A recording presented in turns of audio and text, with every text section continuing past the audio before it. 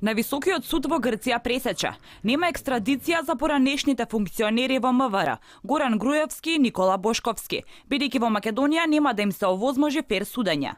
Судот во Атина негативно ќе одговори по барањето на Министерството за правда, по барањето за екстрадиција на двајцата бегалци. Адвокатот на осомничените, Петар Василев, во изјава за Алфа вели дека ја поздравува објективната одлука на Високото судско тело во Грција, потенцирајќи дека тамошниот суд носи одлуки по словото на законот. Судот во Атина, Врховниот суд во Атина беше објективен, ослободен од политички притисоци и правни предрасуди, да речам, и судеше по словото на законот.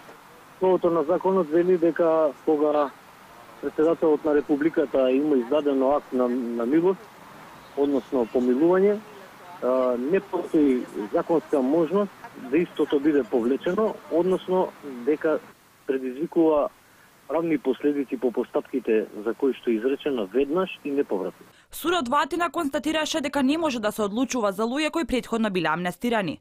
Станува збор за амнестијата која ја направи председателот Ѓорѓе Иванов пред 2 години.